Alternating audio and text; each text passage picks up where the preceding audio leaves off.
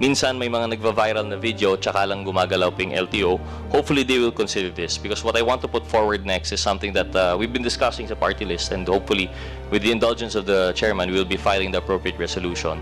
Yung umuuso po na, it's not appropriate to say it, pero yung mga viral content na obviously po paglalabag po sa ating mga traffic rules and discipline. It can't be denied. Sabi nga po ng president ng BOSS, there was a surge of riders in 2022. And with that surge of the motorcycle industry, nag-surge na rin po yung content that seems to be morally unguided.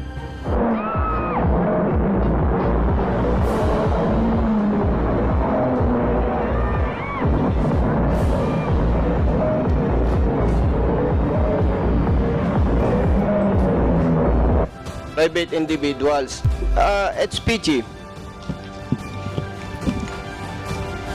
Para sa inyo po Yes, ba sir. may violations yung event? Wala. On the part of the HPG, sir, not the event, but there are violations committed by the riders. Yes. Yes, sir. So dahil may instruction sa iyo, i-assist ninyo, wala na kayong ginawang panghuhuli doon. Tama po.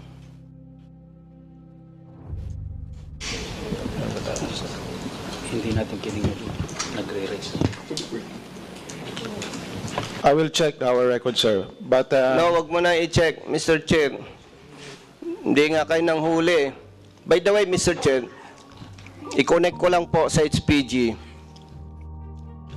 Yung nakita po ninyo na yung dalawang participants in the presence of police officer, ginulpi nila yung private individuals.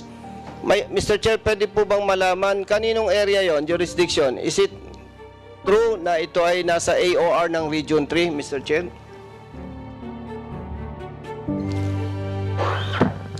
Mr. Chair, sir, Police Colonel Ogay, may be recognized, sir. Sir, it is in the area of Region 3, sir, specifically at the province of Zambales, sir. Thank you. Mr. Chair, may ginawa po bang paglabag sa batas yung dalawang participants ng Boss Ironman Challenge? Yes, Mr. Chair, sir, they were filed, a case was filed against them for the disobedience to an agent of a person in authority, reckless imprudence, resulting in physical injuries and damage to property. Yun lang, sir. Mr. Chair, gusto ko lang pong linawin kasi mainit na issue ito sa publiko na walang silbi daw yung pulis. Ang tanong, Mr. Chair, dahil may paglabag sa batas yung dalawang participants, kinasuhan po ba ng pulis o hindi? Sir, it was filed in court, sir, in the prosecutor's office, sir. Okay, yung pulis po, inaresto ba nila yung yung riders? Hindi po, sir, because nag-iisa po yung police, sir, at that time, because yung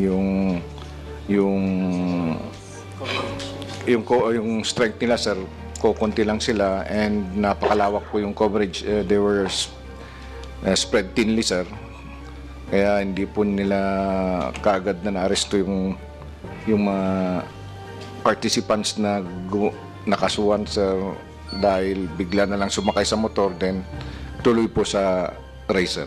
So may kaso na? May kaso na po, sir. thank you very much, sir. On the part of the Highway Patrol, sir, we only received memo from DO for the assistance, motorist assistance to be rendered sa activity ng Boss Ironman. But we did not issue permit or deny any permit on that occasion, sir. Di po ba Highway Patrol, when you are directed to, shall we say, coordinate, or for example with the Boss Challenge, hindi nyo na hinihiling kung may permiso yun?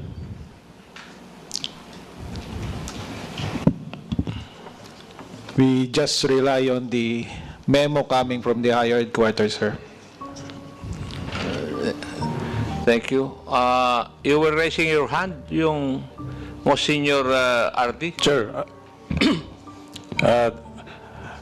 ito po yung request po nila sa amin sa PNP mobile security and motorcycle assistance, deployment of medical teams, road security, traffic marshal management, overt and overt area security, including EO9K9 in all places of engagement, creation of quick reaction force, and our collaboration with other government agencies and intelligence coverage. Ito po yung pinaprovide ng Philippine National Police na ni-request nila sa amin, sir.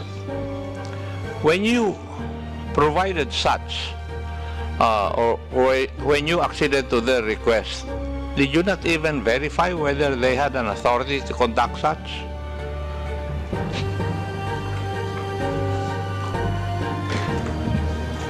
The regional offices also get instructions, get orders from the national headquarters, Your Honor.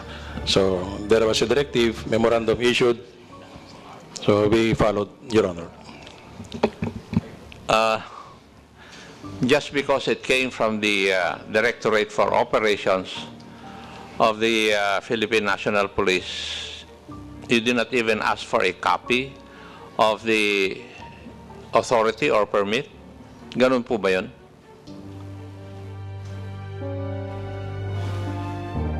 Kasi yun po yung conclusion ko sa mga sagot po ninyo eh. And if you are not going to answer that, then maybe if there will be a second hearing of this issue, maybe I think it is but necessary, COMSEC, to see to it that the hierarchy of the PNP in Camp Crame will be represented in the next hearing. Please proceed, Honorable Gutierrez. Usually, yung mga reports that we've seen was only on yung actions with casualties, fatalities, road accidents po ito. But how, Mr. Chair, yung ating mga other incidents of rowdiness? For example, yung binanggit nga po, yung sa Zambales, that would be assault, I suppose. I mean, serious, slight physical injuries ba yun, Mr. Chair? Ano po yung nangyari dito sa Region 3? Yes, sir. Sir, for that case, sir, na-file na po yung kaso, sir, within the prosecutor's office, sir. Ang nangyari doon po, sir, is the participant of the Boss Ironman Challenge figured an accident with another motorist, sir. Then nagkaroon ng alitan, sir, argument, dahil hindi man masyadong na-injure yung mga involved. So tamang-tama dumating na po yung police, sir. Restraint na niya yung mga participants, dahil talagang gusto ng participants na involved sa accident, sir, na talagang gusto niyang patayin kung pwede yung naging biktima niya, sir, or yung isang motorist na nabangga niya, sir. So nandun na yung police po, sir, restraining him, pero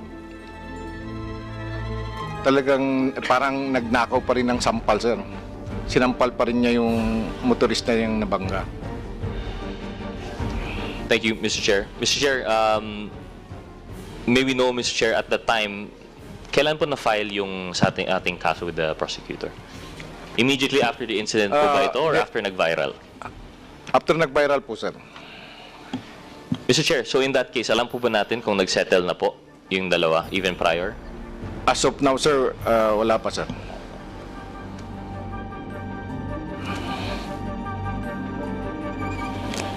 Mr. Chair, in that case, as advised by our partner here, we would like to hear more on this incident kasi po we want to show na hindi lang po yung road accidents yung issues po natin. There seems to be a very heavy toll rin social cost sa ating mga local stakeholders. We'd like to invite, Mr. Chair, the involved riders in said incident, and I'd like to make that into a motion, Mr. Chair.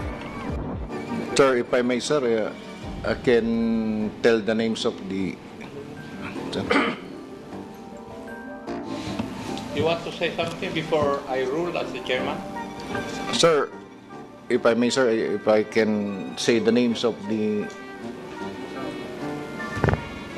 involved driver, sir. Mr. Chair, if I may. If I may, Mr. Chair. Yes, Siguro- nagre-research pa eh. Yes, sir. Siguro po maganda isubmit na lang ni DO yung spot report, police report para clear yung names and address po ng dalawang riders, Mr. Chair. Yes, sir, I have here the report from our officer. If I can give the copy, sir. Would that report suffice, Your Honor? Yes, Mr. Chair. Please submit said document to the committee. Yes, sir.